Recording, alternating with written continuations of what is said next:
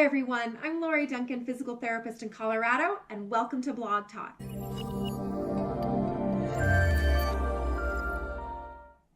This is episode 7 of Blog Talk, and today we're going to be talking about breathing. Whoa, don't turn it off yet. I know we hear breathing and think it's boring, and what is this lady going to tell me about breathing? I breathe every day. How hard can breathing be? The thing is about 90%, maybe 95% of people are walking around and not really breathing. So let me just put this little tidbit at the front. There are no muscles in our belly that breathe. Stop saying belly breathing. It doesn't exist. I'm going to tell you in a second what happens and why the belly does rise and fall, but there are no muscles in our belly that breathe. The true breath comes from our diaphragm, right? And the diaphragm sits between our lungs and our abdomen, and it drives the breath, right? The ribs go out a little bit, superior lateral here, and they go a little bit up and down here. So we don't breathe up here. This isn't the driver. These are accessory muscles. We have our sternocleidomastoid and our scalenes that assist. But anytime you see someone that's like, right? I see this in my athletes all the time. They're not really breathing. Okay, so let's break this down a little bit. I have brought my trusty little friend here to help us understand. Let's talk about the diaphragm. The diaphragm sits on the bottom 6 ribs. It's this really cool like dome shape. So think about a dome right there.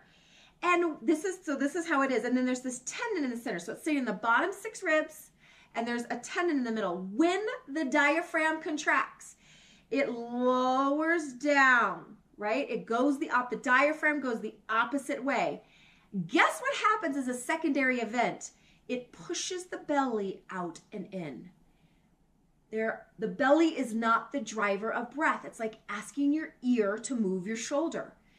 So when we get those cues to put our hand there, it's very, very confusing to our brain.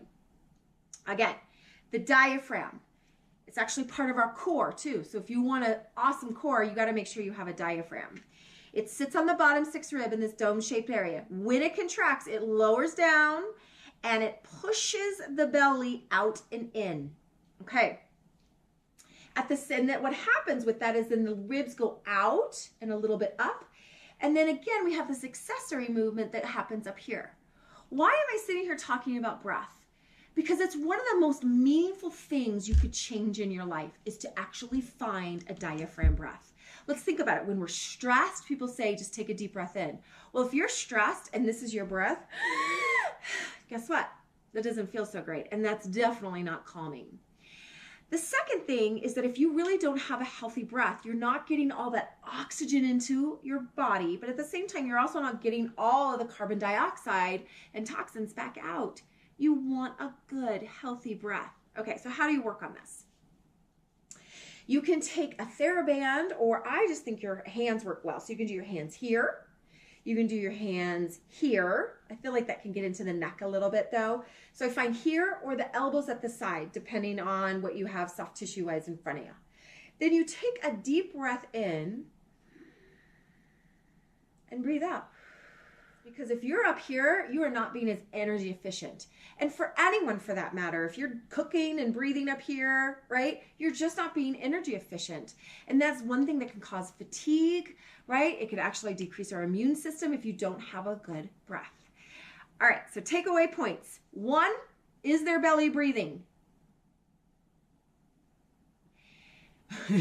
2, can you train your diaphragm to work for you? Yes, it is the primary breathing muscle, and all healthy movement must have a driver of muscle behind it. Hear that one more time. All healthy movement has a muscular driver behind that movement. The muscle driving breath is the diaphragm. Thanks for watching and have a really great day.